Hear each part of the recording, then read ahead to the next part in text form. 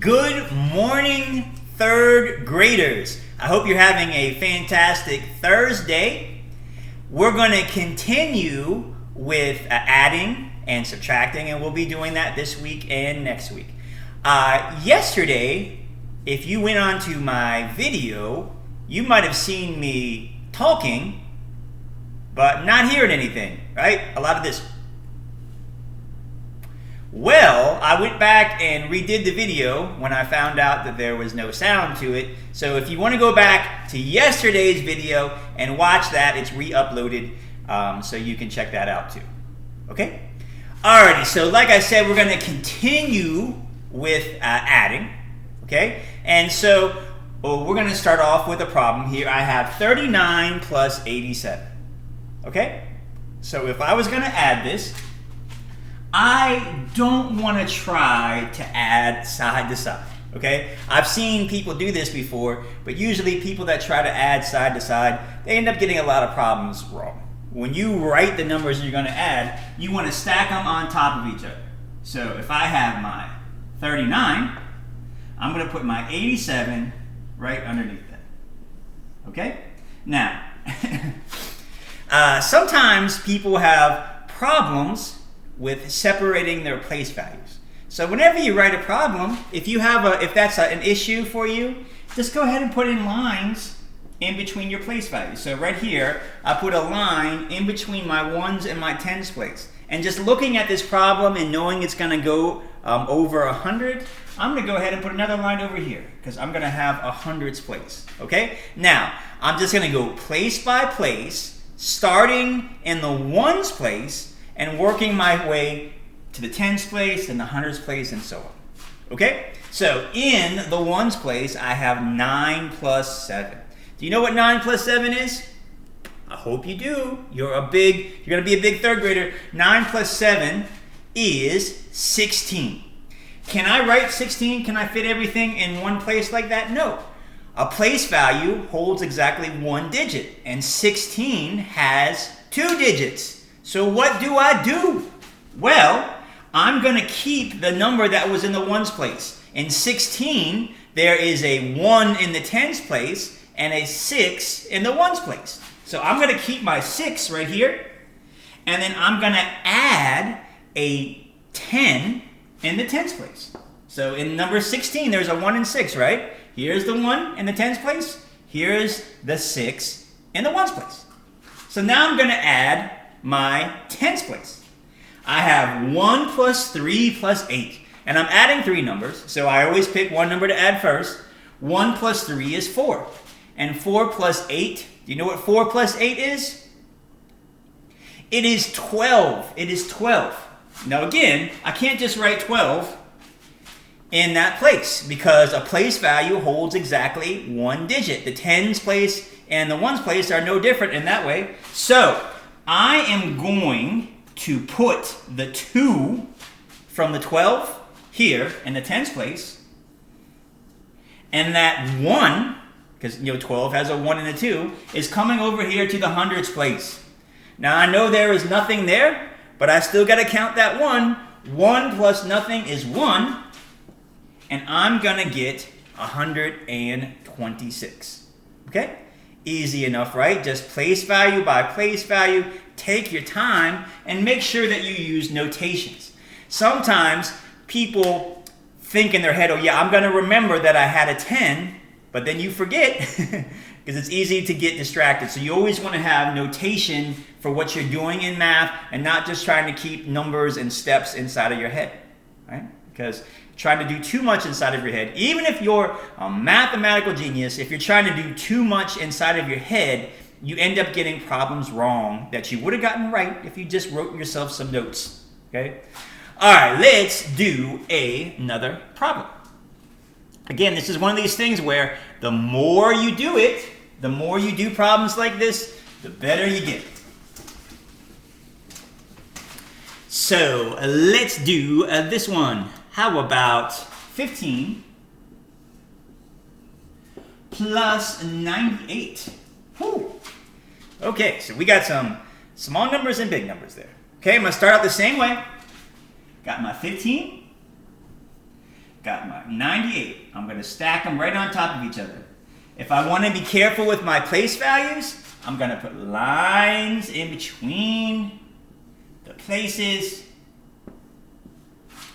Alrighty? Now remember, we always start with the smallest place. The smallest place is going to be the ones place. So let's look at what we got in the ones place. We have 5 plus 8. Do you know what 5 plus 8 is? 5 plus 8 is 13. So again, I'm not going to write 13. I'm not going to try to write 2 digits in one place value. You can't do that, right? So I'm going to keep the 3, because remember 13 is made out of 1 10 and 3 ones. I'm going to keep the 3 ones here. And I'm going to take that 10 from 13, and I'm going to put it in my tens place. Again, I'm not going to try to do that in my head. I'm going to make a notation so like later on when I'm checking this, I can go back and make sure what I did was right. So now I'm going to add this up. I have 1 plus 1. What is 1 plus 1? It's 2, right? And 2 plus 9 is 11. Okay, I can't just write 11 there. I can't cram 2 numbers into one place. So I keep the 1 and I regroup the 10. So it comes over here to the hundreds place. And I have 1 plus nothing. 1 plus nothing is 1. So I'm going to get 113. Okay? Make sure I got my notation there. I have all of my numbers in the right place value. And I think I've got it. Let's do another one. Okay? This time let's do a larger one. Because in 3rd grade this year, you're going to be doing a lot of adding to the hundreds place. Okay? So let's do a little bit of it. If you can add to the tens place, it's not too much harder to add to the hundreds place. All right? So if I have 538 plus 429. Okay? I'm going to start out by writing these numbers up and down vertically as opposed to horizontal, because trying to go here to here, here to here, and here to here, it's just like a recipe for getting a problem wrong. All right? So I write it out. 538 plus 429. You know, and I've got 3 places. So now I really have to be careful I don't cross or mix up my place values. So I'm going to put a line in between the 1 and the tens and the tens and the hundreds. All right, so let's do this. In the ones place, I have 8 plus 9. What is 8 plus 9? Well, if you ever notice when you add anything to 9, you lower it 1 digit and put a 10 in front of it. So 8 plus 9, 8, 7, put a 10 in front of it, 17. Okay. So anyway, 9 plus 8 is 17. So I can't put all of it in one place. I can't squeeze 2 digits into where only 1 digit goes. So I'm going to leave the 7 and I'm going to regroup the 10. So I'll put a 10 over here. Because remember, it was 17. There's the 1, there's the 7. All right? In the tens place, I have 1 plus 3 plus 2. It's really 10 plus 30 plus 20. But why make it more complicated than it has to be? 1 plus 3 is 4. 4 plus 2 is 6. Okay, now that's all right. Now I don't have to regroup 6, right? You only regroup when you get a number that is greater than 9, right? If it's 10 or up, you have to regroup over to the next place. But 6, it's smaller than 9, so I don't have to worry about it. Alrighty, last place, in the hundreds place, I have 5 plus 4. That's an easy one, right? 5 plus 4 is 9. So I'm going to get 964. Okay? So again, it pays to take your time. The bigger the number gets, the more you want to take your time. Okay? Because it's terrible when you have a big problem. One little tiny mistake is the difference between being wrong and right. So you have 3 separate times when you could make a mistake. It means you triple in the odds of getting a problem wrong. So we're going to go nice and slow, one place at a time, and that is how you get these questions right. Okay? Alrighty then. So just to review a couple of things. You can go back and look at the video from yesterday, okay? Because I re-uploaded it. I actually had to reshoot it, but at least you'll be able to hear me talk, right? Instead of me going for a couple minutes and you not be able to tell what's going on.